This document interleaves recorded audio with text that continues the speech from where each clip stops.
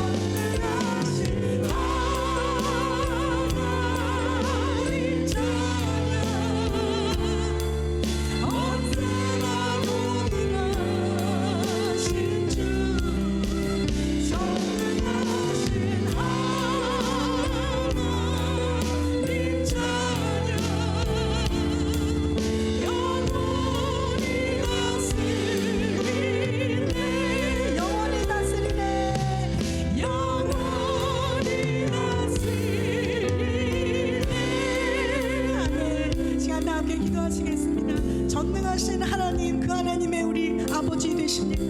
하나님을 찬양합니다. 언제나 동일하신 주님, 이 시간 말씀하시고 임재하사 우리를 다스리시고 우리의 삶을 주관하시고 변화시키시고 우리의 심령을 하나님 이 시간 주의 말씀으로 채워주시옵소서. 성령의 충만함으로 부어주시옵소서. 함께 기도하시겠습니다. 전능하신 하나님, 그 하나님이 나의 하나님 되십니다. 하나님, 우리가 이 시간 주 앞에 나아가오니 전능하신 주께서 말씀하여 주시고 다스리시고 우리를 주장하시는 귀한 시간 되도록 성령님 역사하여 주시옵소서. 예배를 회방하는 악한 영혼들 하나님 이 시간 예수 그리스도의 이름 앞에 영광주시고 우리의 모든 중심이 이 시간 하나님 살아계신 주님, 전능하신 하나님 한 분을 향하여 하나님 주목케 하시고 집중케 하시고 그 음성 듣는 귀한 시간 되도록 성령님 역사하여 주시옵소서.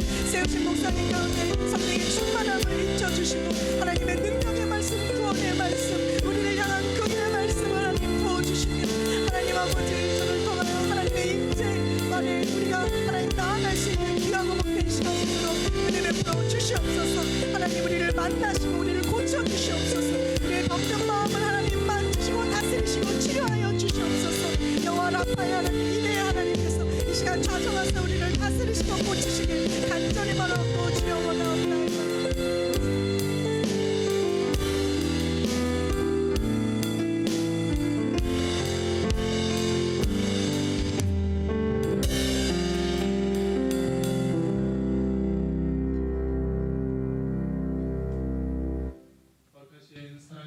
감사합니다. 우리가 무엇이간데 만유의 주인이신 창조주 하나님 앞에 나올 때에 빈손 들고 나오지 아니하고 믿음과 정성으로 봉헌할 수 있는 놀라운 은혜와 특권을 허락하여 주시니 감사합니다. 연약한 우리들을 불러서 주 예수 그리스도의 빛이라고 하는 보배를 담으신 질그릇으로 삼으시고 우리를 순종을 통하여 하나님 나라를 이 땅에 이루시고 하나님의 영광을 드러내시기를 기뻐하시는 하나님, 우리가 드리는 이 작은 물질이 주님께서 예비하신 놀라운 방향으로 쓰임을 받아 오병이어의 기적을 일으키는 하나님 나라의 자원이 되게 하여 주시니 감사합니다. 믿음으로 결단하며 순종하는 사랑하는 주의 자녀들의 삶 위에 축복하여 주시고 기름 부어 주시고 사랑하는 자여 내 영혼이 잘됨 같이 범사가 잘되고 강건하기를 간구하노라 하신 하나님의 약속하신 축복이 넘치도록 부어지며 날마다 순간마다 삶에서 체험되고 간증으로 기록되는 놀라운 주의 자녀 되게 하여 주시옵소서. 먼저 그의 나라와 의를 구할 때에 이 모든 것을 우리에게 넘치도록 부어 주실 줄 믿습니다. 부족함이 없고 형통하며 강건하고 마음에 기쁨이 샘솟는 주의 자녀의 삶이 주여 허락된 줄 믿습니다.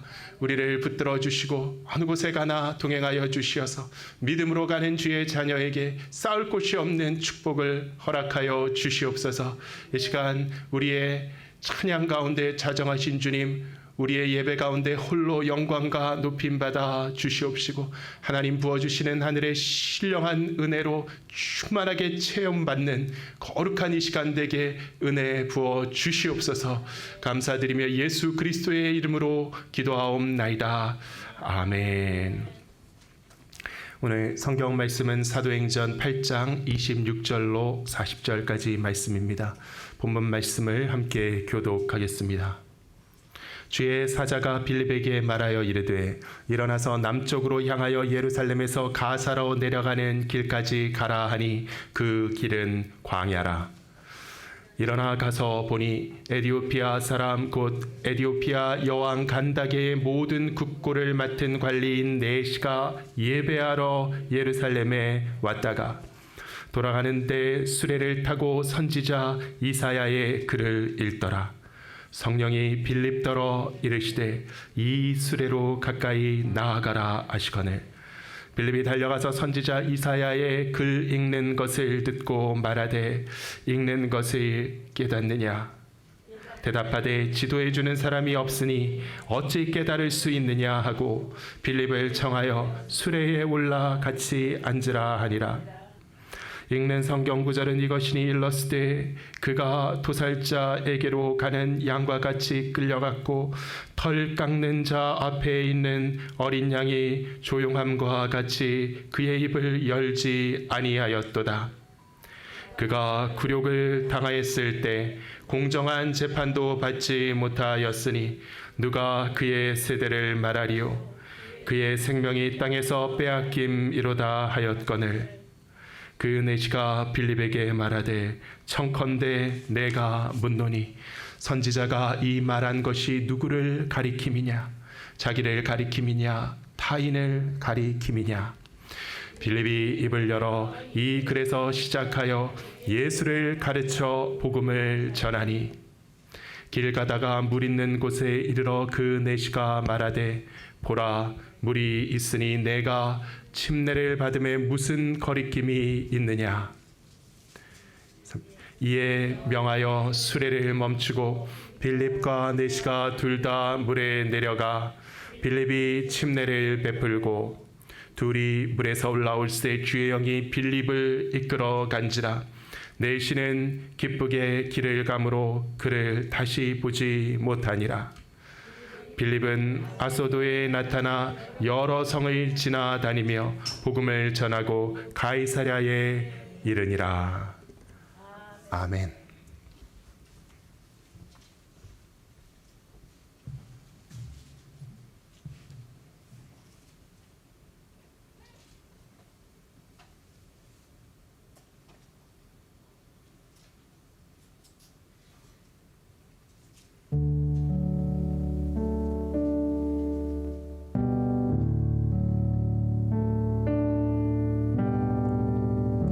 나 같은 죄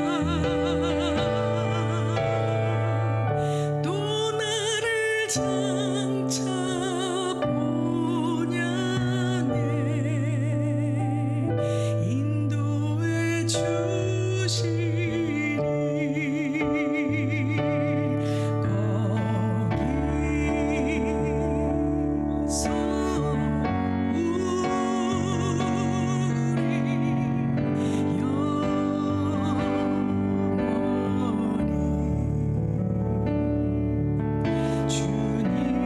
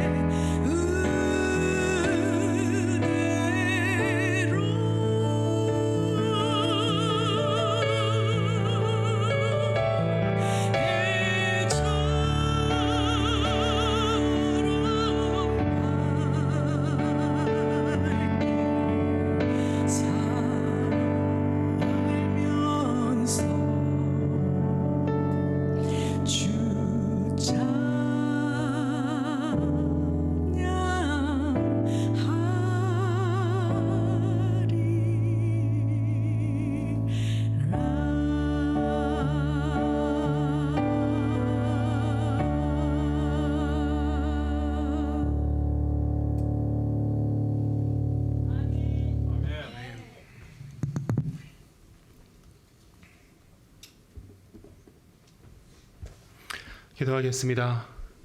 좋으신 사랑의 하나님, 감사합니다. 이 시간 말씀을 열어주시고 진리로 깨닫게 하시고 우리 마음이 자유롭고 주 안에서 기뻐하는 하나님의 자녀 되게 하여 주시옵소서.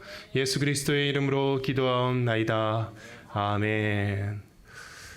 복음을 전하고, 본문을 통해서 복음을 전하고라는 제목으로 하나님 말씀 증거하기를 원합니다.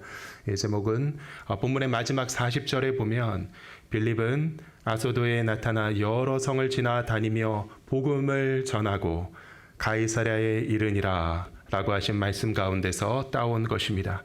복음을 전하고라는 한국어 성경 번역에 나오는 이 구절은 복음을 전했다라는 내용과 함께 이 행위의 연속성, 이게 미완의 진행형의 행위라는 것을 우리에게 암시하는 듯한 뉘앙스를 주기 때문에 이 표현이 너무 좋아서 제목으로 택했습니다.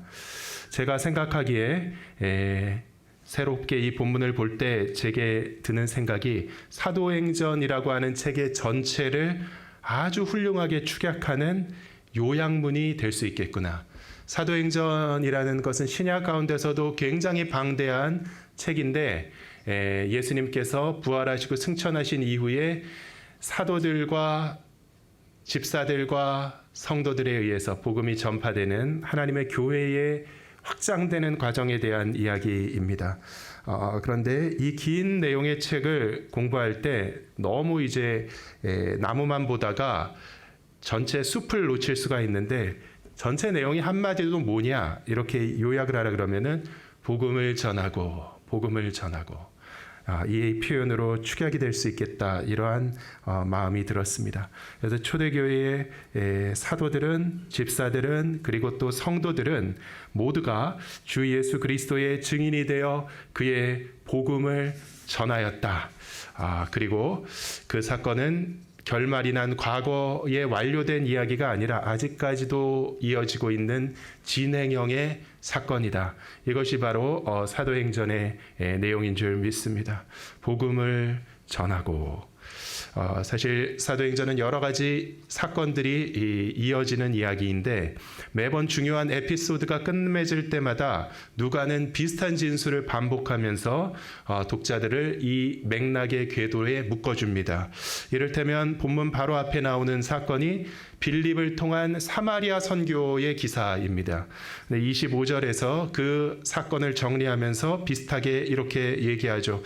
두 사도가 주의 말씀을 증언하여 말한 후 예루살렘으로 돌아갈새 사마리아인의 여러 마을에서 복음을 전하니라.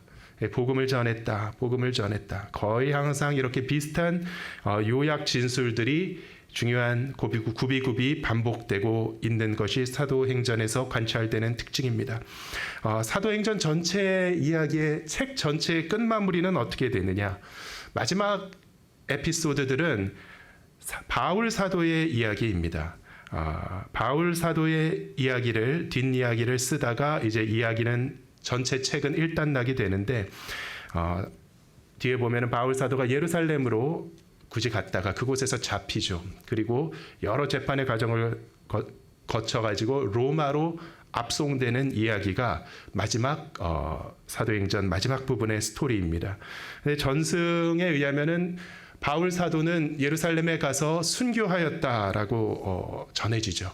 하지만 이 누가가 이 책을 끝맺는 방식은 마찬가지입니다. 28장 30절과 31절에 보면 바울이 온 이태를 자기 셋집에 머물면서 자기에게 오는 사람들을 다 영접하고 하나님의 나라를 전파하며 주 예수 그리스도에 관한 모든 것을 담대하게 거침없이 가르치더라.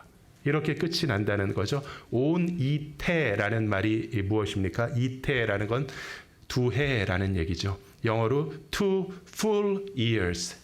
2년을 꽉 채워가지고 그곳에서 새빵살이를 하면서 열심히 전도했다. 그 장면을 딱 잘라가지고 스냅샷으로 그 장면을 보여주면서 이야기를 끝낸다는 것입니다. 사도행전의 내용은 어떻게 요약될 수 있다고요? 복음을 전하고 이 표현으로 너무나도 잘 요약되는 단순한 스토리라는 것을 알 수 있습니다. 그래서 얘기를 보면 이제 첫머리에 예수님께서 부활하시고 성령이 오실 것을 예고해 주시죠. 그리고 제자들이 기도할 때 성령께서 강림하십니다. 그날 베드로가 설교를 함을 통해서 교회가 설립되는데 하루에 3,000명이 회개하고 침례받는 사건이 일어났습니다.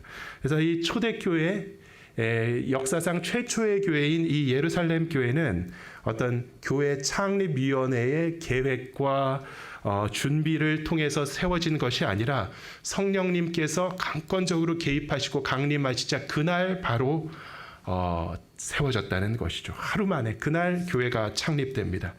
그래서 그 교회가 설립되고 부흥되는 이야기가 잠깐 나옵니다.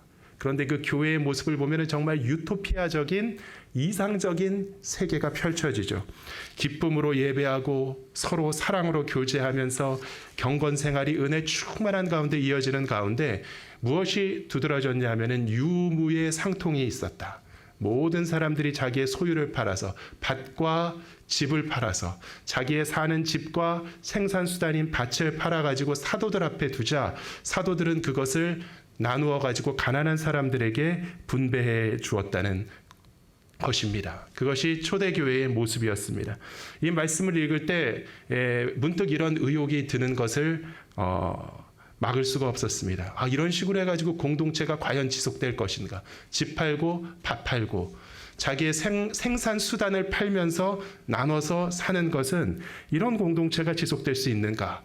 하지만 괜한 걱정이라는 것을 얼마 전 깨달았습니다. 몇 장 지나지 않아 외부의 박해로 인해 교회는 와해되고 성도들은 뿔뿔이 흩어진다는 것이죠. 예루살렘으로부터 피난민 신세가 돼서 다 떠나게 될 것입니다. 오히려 잘 된 것이죠. 재산을 처분했던 것이 하나님의 섭리 가운데 그들이 사방으로 흩어지는 준비가 되었다는 것입니다. 그런데 놀랍게도 그 흩어진 성도들을 통해서 예수 그리스도의 복음은 불길처럼 전 세계에 전파되는 세계 곳곳에 전파되는 사건이 일어났다는 것입니다. 그래서 자기의 소유를 팔아서 가난한 형제와 자매를 돕기 위해서 교회에 헌금하는 이 놀라운 사랑의 교회, 신령한 은혜의 현상을 보여준 사도행전에 나오는 예루살렘 교회에도 문제와 잘못은 있었다는 것이죠. 완벽한 곳이 아니었습니다. 그들의 문제점을 드러내는 두 가지의 사건이 기록되는데 첫 번째가 아나니아와 삽비라의 사건이었습니다. 그래서 이 사람들은 외식을 하는 크리스천들이 있었다. 자기의 소유를 땅을 팔아가지고 가난한 사람을 돕기까지 하는 가운데 그 절반을 속이고 떼어서 자기가 감춰둔 두 부부의 이야기입니다. 그래서 순수한 사랑이 아니라 남들이 다 하니까 어떤 그러한 압력을 느껴가지고 다른 사람 앞에 나도 똑같은 믿음이 있습니다 이렇게 과시하려고 하는 위선적인 행동으로서 그러한 행동을 하는 크리스천들이 나타났다라는 것이 그것을 성령 하나님께서는 엄중히 경고를 하십니다. 베드로가 그들을 책망하자 순서대로 부부가 그 앞에서 거꾸러져서 목숨을 잃는 그런 놀랍고 두려운 사건이 벌어집니다. 두 번째는 어떤 사건이 있었냐면은 과부들의 구제에 관한 논쟁이 있었습니다.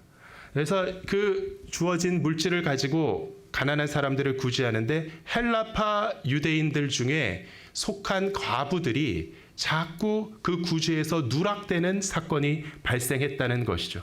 그러니까 이렇게 아름다운 자기의 재산을 팔아가지고 가난한 사람을 돕겠다고 하는 이러한 아름다운 공동체에도 친소의 구별이 있었다는 것입니다. 유대인들이 주도가 되자 보니까 히브리파들이 아는 사람 위주로 더 챙겨주고 본인은 아니었겠지만 잘 모르는 이방 지역에서 온 헬라파 유대인 과부들에게는 좀 소홀하고 이러한 오류들이 존재했다는 것입니다. 얼마나 안타깝습니까? 모든 사람들이 주 안에서 형제 자매가 되는 그 교회에서도 그 초대교회 성령의 역사 가운데서도 이런 오류는 존재했다는 것이죠. 그래서 원망이 생기고 교회에 분란이 생겼습니다. 그때 등장한 사람들이 7명의 집사들이었습니다. 그리고 본문의 주인공 빌립이라는 사람은 그 7 집사 가운데 6장에 보면 스데반 다음으로 이름이 나오는 한 사람이었습니다. 그래서 사도들이 뭐라고 선포했냐면은 그 분쟁에 관해서 오직 기도하는 일과 말씀 사역에 우리는 힘쓰겠습니다. 그래서 여러분 가운데 집사들을 세우십시오. 성령과 지혜가 충만하여 칭찬받는 사람으로 집사들을 세워서 이러한 구제의 업무를 전담하게 하십시오. 이렇게 지시합니다. 그래서 교회에서 구제에 대한 이런 구체적인 실무들을 담당하기 위해서 기독교회에서 최초로 중직과 재직을 세우는데요. 그들을 부르는 명칭이 너무나도 획기적이라는 것이죠. 집사라고 불렀습니다. 그래서 우리는 집사가 무슨 뜻인가 하는데 영어의 디컨이라는 말이 집사입니다. 그것은 헬라어의 디아코노스에서 온 말이죠. 디아코노스는 좋은 말로 하면은 섬기는 분들이라는 의미가 있겠지만 그냥 말로 하면은 종들이라는 뜻입니다. 교회의 지도직을 가진 중직들을 세우면서 종이라고 그들을 명칭했다는 것이죠. 이것은 예수님의 가르침과 밀접한 것입니다. 그래서 이렇게 이름 붙여진 집사들, 그 종들은 교회를 위해서 구제의 섬김을 위해 세워졌는데 이런 식으로 집사들이 세웠다라는 설명을 들으면은 자연스럽게 어떤 생각이 듭니까? 아, 이제는 교회가 안정궤도에 들어서겠구나. 교회가 더 확고하게 잘 이렇게 정착되겠구나. 이렇게 생각을 했는데 한 장을 넘기자마자 웬걸 생각하지도 못한 사건이 벌어진다는 것이죠. 이 집사 가운데 세움을 받은 스테반이라는 사람이 성령의 부으심을 받아 탁월한 설교와 변증으로 두각을 나타내기 시작한다는 것입니다. 곳곳에서 예수 그리스도의 복음을 전하고 그 복음을 거부하는 유대인들과 변론을 하여서 싸우는 족족 그들을 깨뜨리는 그러한 역사를 보이기 시작하죠. 마침내 성전 앞에서 그가 최후의 설교를 하는 그때 기독교의 복음을 변증하며 그 유대인들의 입장을 그가 논파할 때 그가 완벽하고 너무나도 아름다운 설교를 했다는 것입니다. 그러자 유대인들은 말문이 막혀서 벙어리가 되었는데 말문이 막혔으면 고분고분해지는 게 아니라 말이 안 되니까 주먹을 쓰기 시작했다. 폭력성을 드러냈다는 것이죠. 막 머리를 쥐어뜯으면서 미치광이처럼 막 날뛰더니 갑자기 돌을 들어서 스테반에게 공격을 시작합니다. 그래서 그곳에서 스테반이 순교하는 사건이 일어나죠. 그때 그 옆에 서서 그 옷 던질 때 더우니까 여기 옷 벗어가지고 나한테 맡겨라. 그리고 그 사람들의 외투를 맡아줬던 사람이 열심히 돌 던질 수 있게 외투를 맡아줬던 사람이 나중에 훗날에 바울 사도가 되는 것이죠. 이 일로 인해 가지고 대대적인 박해가 교회에 벌어집니다. 그래서 집사를 세웠다가 오히려 그중에 스테반으로 인해 가지고 교회는 깨어지고 뿔뿔이 흩어지는 사건이 벌어진다는 것이. 하지만 놀랍게도 하나님의 주권과 섭리 가운데 그 흩어진 곳에서 이 사람들이 복음을 전하기 시작했다는 것입니다. 결과적으로 복음은 확장되고 하나님의 나라는 확장되고 교회는 더욱더 확장되었다. 이것이 이 사도행전의 이야기입니다. 이 사도행전을 통해서 우리가 배울 수 있는 것은 역사의 주인공은 성령님이시다라는 것입니다. 그리고 그분께서 역사 속에서 역사심으로 일으키시는 중심되는 사건은 바로 복음 전파의 사건이라는 것이죠. 예수 그리스도의 복음을 전하는 그 일을 위해서 성령께서 주도하시는 역사의 이야기, 그것이 사도행전의 스토리인 것입니다. 그래서 어떻게 보면은 교회보다도 이렇게 우리가 모여가지고 은혜 받고 아름다운 그런 신앙생활을 하기 위해서 예배당도 건축하고 교회에 모이는데 교회의 존립보다도 더 우선하는 하나님의 관심사는 복음의 전파인 것입니다. 때로는 잘 돌아가는 교회를 깨뜨리심을 통해서 복음이 널리 퍼지게 만드시는 그 일을 성령 하나님께서는 하신다는 것이죠. 복음이 중요하다. 고린도전서 4장에 이 복음을 일컬을 때 사도 바울은 이렇게 씁니다. 우리는 우리를 전파하는 것이 아니라 오직 그리스도 예수의 주 되신 것과 또 예수를 위하여 우리가 너희의 종된 것을 전파함이라. 어두운 데에 빛이 비치라 말씀하셨던 그 하나님께서 예수 그리스도의 얼굴에 있는 하나님의 영광을 아는 빛을 우리 마음에 비추었느니라. 우리가 이 보배를 하나님의 영광을 아는 빛 예수 그리스도의 복음이라고 하는 이 보배를 질그릇에 가졌으니 이는 심히 큰 능력은 하나님께 있고 우리에게 있지 아니함을 알게 하려 함이라. 우리의 존귀함과 가치와 의미는 어디 있습니까? 우리가 질그릇이라는 데 있다는 것이죠. 그 우리 안에는 무엇이 담겼습니까? 주 예수의 빛이라고 하는 보배가 담겨있는 하나님의 질그릇이라는 것입니다. 우리의 정체성을 이렇게 설명하는 바울 사도의 말씀을 우리가 깨닫기 원합니다. 이 성경 말씀의 관점을 얻기 위해서 이 관점이 나의 관점이 되는 그것을 목적으로 사도행전을 묵상하는 귀한 성도 되시기를 예수 그리스도의 이름으로 축원합니다. 26절에 보면은 주의 사자가 빌립에게 말하여 이르시되 일어나서 남쪽으로 향하여 예루살렘에서 가사로 내려가는 길까지 가라 하니 그 길은 광야라. 내가 앞에서 말씀드렸듯이 바로 앞절에서 확인되는 이 빌립이라고 하는 사람의 소재는 어디였습니까? 어디 있었다 그랬습니까? 사마리아에 있었다는 것이죠. 사마리아에서 전도해서 교회를 잘 세워서 부흥하고 있었습니다. 그것에서 조금 안주할 수 있었습니다. 사마리아는 북왕국의 수도죠.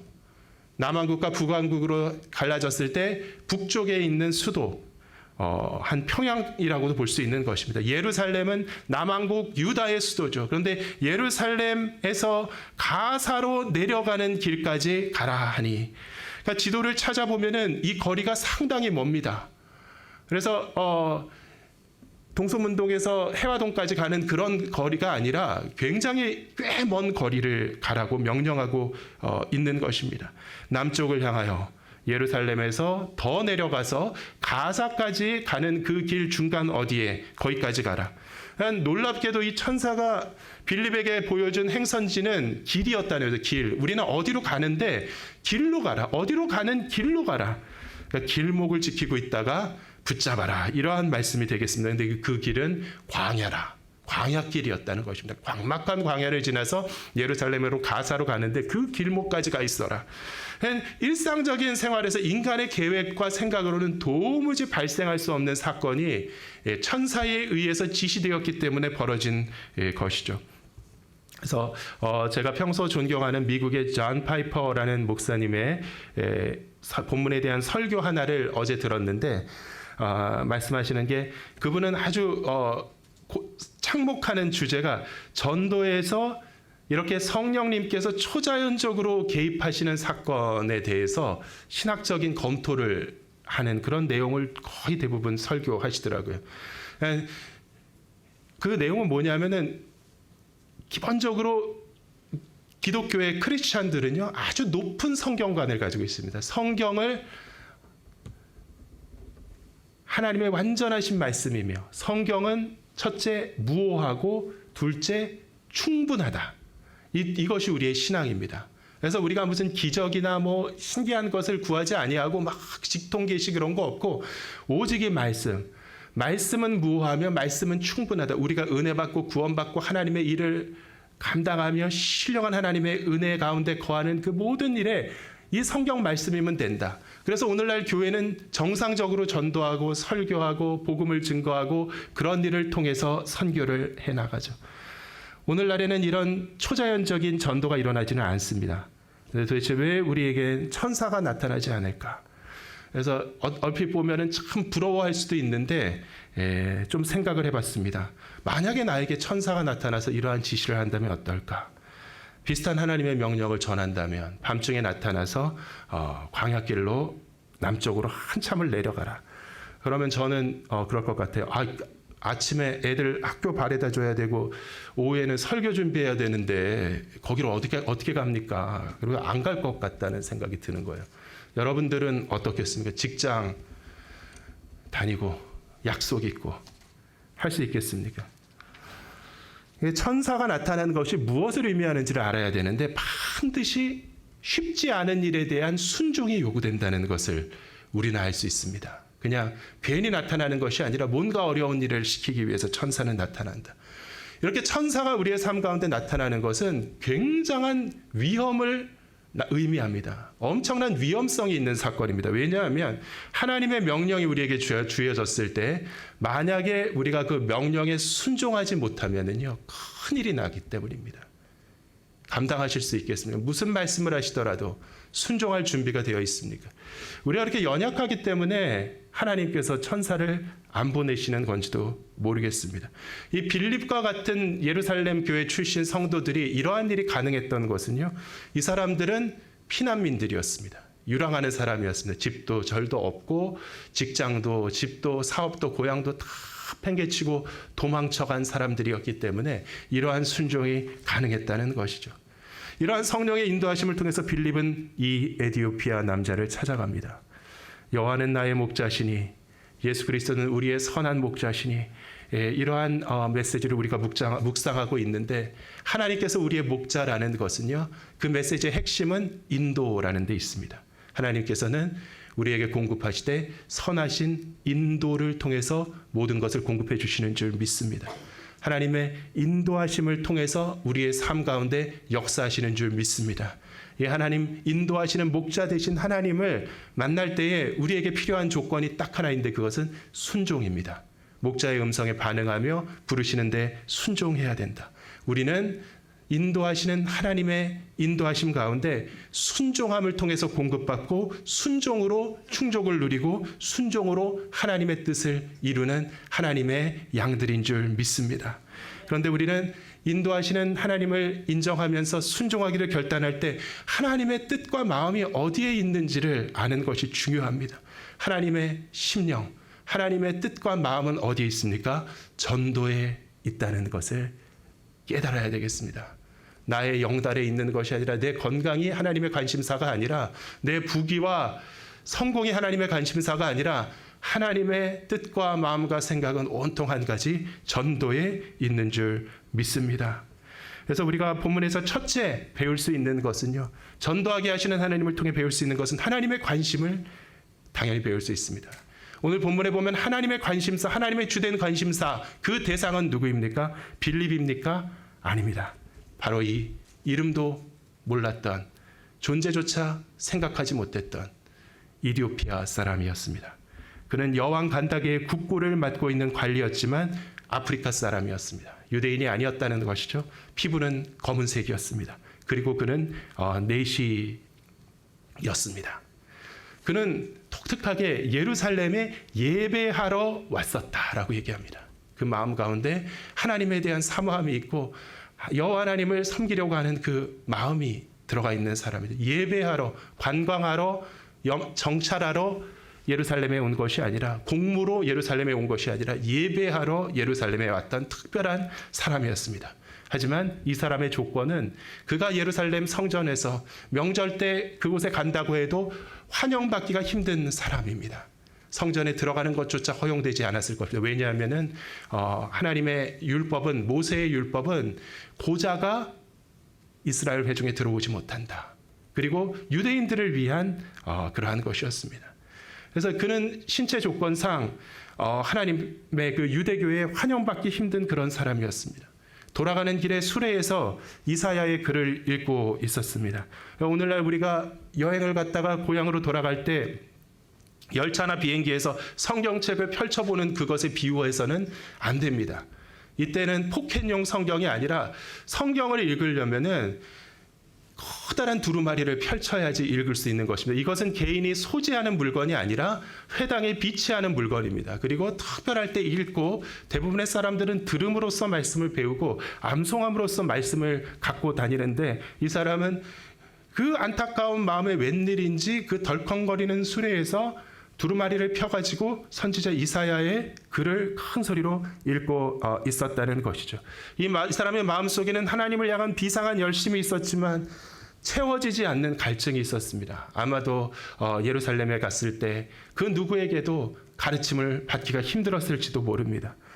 아무도 관심을 갖거나 쳐다보지 않았을 그 사람을 하나님께서는 보시고 그 사람을 위해서 빌립을 그에게로 이끄셨다는 것이죠. 우리가 전도자로서 살아갈 때 하나님의 관심, 정말 그 하이라이트, 하나님의 조명이 비추는 정말 하나님의 관심사가 되는 중요한 인물들은 저와 여러분이 아닙니다. 우리는 하나님과 함께 길 잃은 어린 양을 구원하기 위한 쓰임받는 도구인 줄 깨닫기를 예수 그리스도의 이름으로 축원합니다. 그 사람이 품고 있던 그 열심, 그 모든 연약함, 그 안타까움, 그것을 하나님께서는 바라보시며 그를 아시는 하나님만이 빌립을 그에게 보내주셨다는 것이죠. 우리가 하나님의 관심사는 무엇인지 기억하는 성도 되시기를 간절히 축원합니다. 길 잃은 한 마리의 어린 양을 하나님은 마음에 두십니다. 그래서 잘 있는 99마리를 들에다 남겨두고 목자는 밤늦도록 그 한 마리 양을 찾아 헤맨다고 예수님 말씀하셨습니다. 그리고 집 떠난 두불째 아들, 그 망나니 같은 그 자식을 하나님께서는 마음에 품고 계신 줄 믿습니다. 평생 순종하고 그 아버지를 거역하지 않았던 큰아들을 사랑하지 않은 것은 아니지만 그 아버지의 온 마음이 그 둘째를 향하고 그 집에서 먼 동네 입구를 바라보며 그 아들을 기다렸다는 것을 우리는 이해할 수가 있죠. 하나님의 관심, 전도는 길 잃은 한 영혼을 향해 품는 그러한 관심인 줄 믿습니다. 두 번째 본문이 우리에게 가르치는 것은 전도자의 자세와 사명에 대해서 가르칩니다. 돌아가는데 수레를 타고 선지자 이사야의 글을 읽더라. 성령이 빌립더러 이르시되 이 수레로 가까이 나아가라 하시거늘. 여기까지 성령의 천사가 보내고 성령이 감동하셔서 수레로 나아갑니다. 여기에서 바톤은 빌립에게 전달되는 것입니다. 알았습니다. 그 다음부터는 알아서 한다는 것이죠. 빌립이 달려가서 선지자의 글 읽는 것을 듣고 말하되 읽는 것을 깨닫느냐. 바로 나오는 것입니다. 이 전도자는 여기까지 인도하시는 것이 성령님께서 하실 일이라면 그 다음부터는 그 상황을 이어받아 가지고 자기가 이끌 수 있는 사람이 전도자요 예수 그리스도의 제자인 줄 믿습니다. 복음에 대해서 준비된 사람, 그 사람이 참된 크리스천인 줄 깨달아야 하겠습니다. 전도가 중요합니다. 전도가 우리의 핵심 사명이며 어느 곳에 가든지 예수의 증인이 되고 우리의 비밀을 묻는 사람들에게 은혜를 선포할 수 있는 사람이 크리스천인 줄 믿습니다. 복음으로 우리를 구원하셨다는 그 하나님의 비밀은요. 복음은 무엇입니까? 말씀이죠.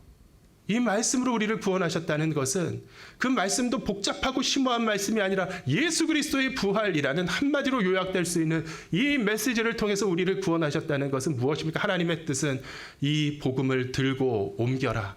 이 복음을 품고 세상에 퍼뜨려라. 하나님의 의도를 명백하게 읽을 수 있는 것입니다. 말씀을 들었으면은 전하는 것이죠. 인간의 본성입니다. 모든 사람이 공통되게 마음에 품고 살아가는 열정이 무엇이냐면은 말 퍼뜨리기, 소문 내기. 이것은 그냥 누구나 열광합니다. 정말 공감할 수 있는 무슨 사건이 나에게 목격되었다, 무슨 소식이 나에게 있다 그러면은 바로 전화 돌리는 것이죠.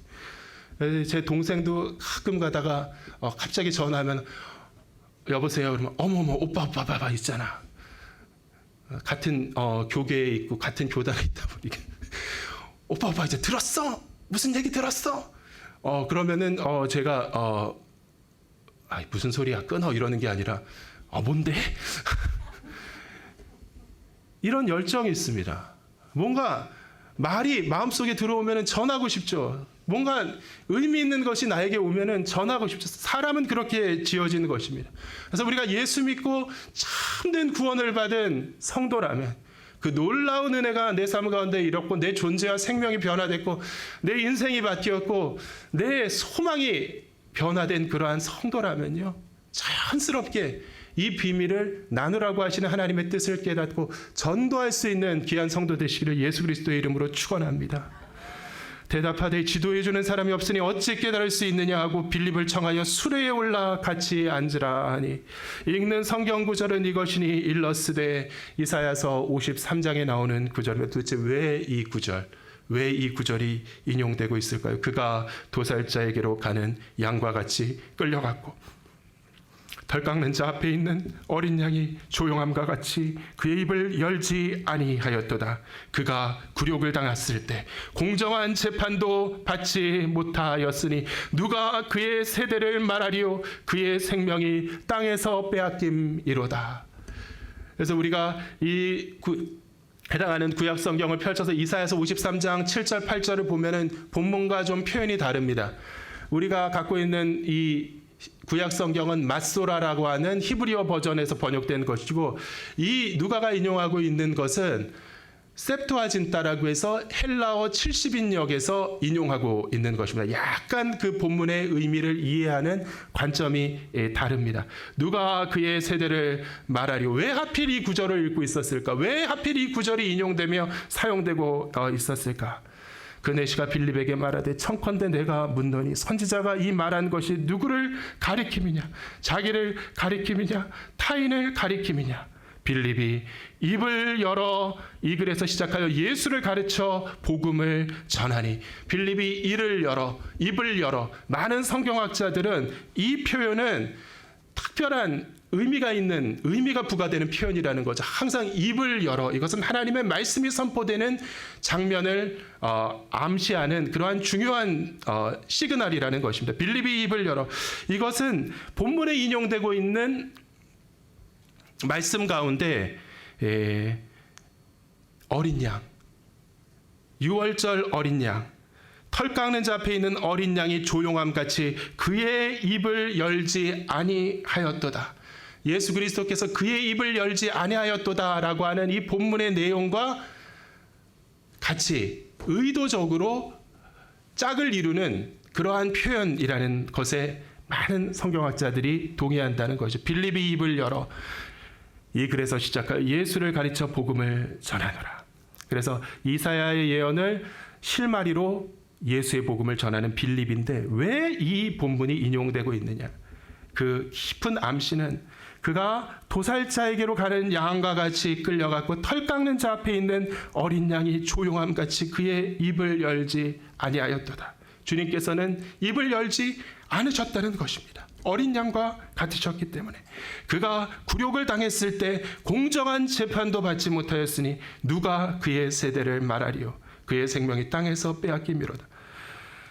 빌립이 입을 열어 선포하였다라는 것이, 예수님께서 억울한 일을 당하시는 가운데 입을 열지 않으셨던 그 예수님, 스스로 말씀하심이 없으셨던 그 예수님, 본문은 우리에게 질문을 하는 것이죠. 그렇다면 도대체 누가 그를 대신하여 입을 열 것인가? 그가 잠잠하였다면, 죽기까지 잠잠하셨다면 누가 그를 위하여, 그를 대신하여 그의 세대를 향해 입을 열 것인가? 이러한 질문을 누가는 던지고 있는 것이죠. 답은 누구입니까? 여러분, 누가 그를 위해 입을 열 것인가? 그 질문의 답은 저와 여러분이 되겠습니다. 세 번째 본문은 우리에게 이 복음의 성격을 가르칩니다. 길 가다가 물 있는 곳에 이르러 그 내시가 말하되 보라 물이 있으니 내가 침례를 받으면 무슨 거리낌이 있느냐. 하나님의 말씀을 배우고 나서 나는 피부가 검은 이디오피아인인데, 나는 내시인데 이 사람이 내린 결론은 무엇이냐. 모든 의혹을 딛고 모든 것이 맑아지고 분명해졌을 때 이 사람이 내린 확실한 결론은 무슨 거리낌이 있느냐. 내가 예수를 믿어 저기 있는 저 물에서 침례를 받음에 무슨 거리낌이 있겠느냐라는 것이었죠. 이것이 바로 복음의 성격입니다. 이에 명하여 수레를 멈추고 빌립과 내시가 다 물에 내려가 빌립이 침례를 베풀고 둘이 물에서 올라올새 주의 영이 빌립을 이끌어 간지라. 내시는 기쁘게 길을 가므로 그를 다시 보지 못하니라. 이 복음은 무엇이냐? 그것을 듣는 자가 다 하나님 앞에 열려있는 구원의 문에 들어갈 수 있는, 믿기만 하면 누구나 자신의 구원과 계심과 중생과 영생을 확신하게 하여 주는 복음인 줄 믿으시기를 주님의 이름으로 축원합니다. 어떤 사람이 배제되는 것이 아니라, 부족하고 연약한 나의 그 모습이 문제가 되는 것이 아니라, 하나님께서는 특별히 이 사람을 마음에 품으시고 부르시고 빌립을 보내주시고 그에게 말씀을 깨닫게 해 주신 것이죠. 이 복음을 제대로 듣고 안 사람은요, 구원에 확신이 있을 수밖에 없는 것입니다. 복음을 들었는데 내가 구원에 대해서 긴가민가하다. 이것은 귀로만 듣고 영으로 듣지 못한 것입니다. 온전히 그 말씀을 깨닫고 구원의 확신 가운데 기뻐하시는 성도 되시를 예수 그리스도의 이름으로 축원합니다. 두 번째, 빌립과 돌연히 작별하게 된 이 사람은 기쁘게 자신의 여행을 이어갔다. 정말 중요한 것은 메신저가 아니라 메시지다. 그 보배를 담고 있는 질그릇인 우리도 중요하지만 복음 들고 산을 넘는 자의 발길인 우리의 발길도 아름답지만 정말 중요한 것은 이 복음이라는 것이죠.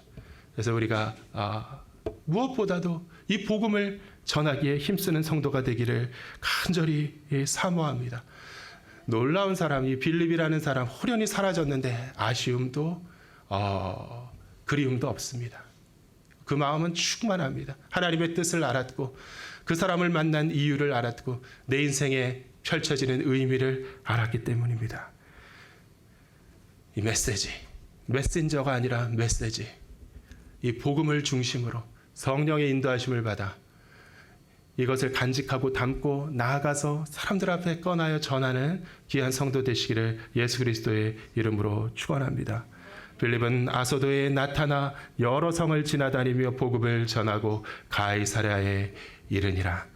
이 사도행전의 역사는 오늘날까지 진행되는 줄 믿습니다. 성령의 인도하심, 그리스도의 인도하심은 계속되는 줄 믿습니다. 하지만 그 인도가 역사하는 조건은 우리들의 순종인 것입니다. 다 함께 일어나셔서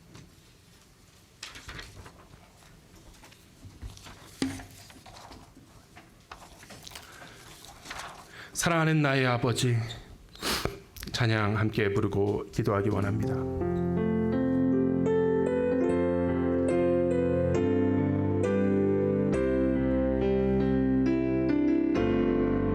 사랑하는 나의 아버지,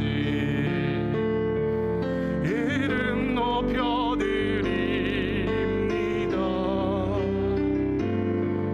주의 나라 찬양 속에 임하시니 능력에 주께 찬송하네. 전능하신 하나님 찬양 언제나 동일하신 주 전능하신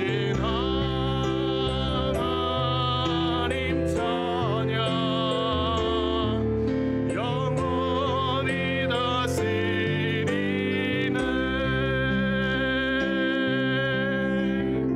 이 시간 우리 함께 기도할 때 거룩하신 주님, 내 삶의 주인 되시고 선한 목자 되신 주님, 성령을 통하여 말씀하실 때 듣게 하시고 목자의 음성을 알게 하시고 하나님의 마음을 알게 하시고 하나님의 심령을 깨닫게 하시고 주님의 뜻을 따라 순종하며 가라 하시는 곳으로 가는 주의 자녀 되게 하여 주시옵소서.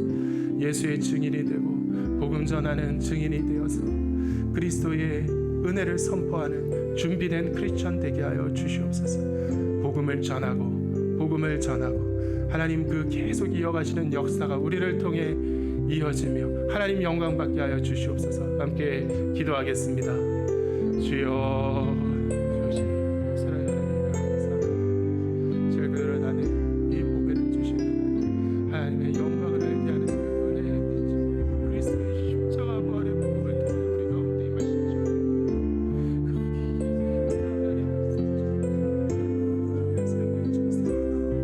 하나님 말씀으로 오늘 살아왔습니다. 거룩한 주의 자녀 되게 하여 주시옵소서. 홀로 영광 받아 주시옵소서.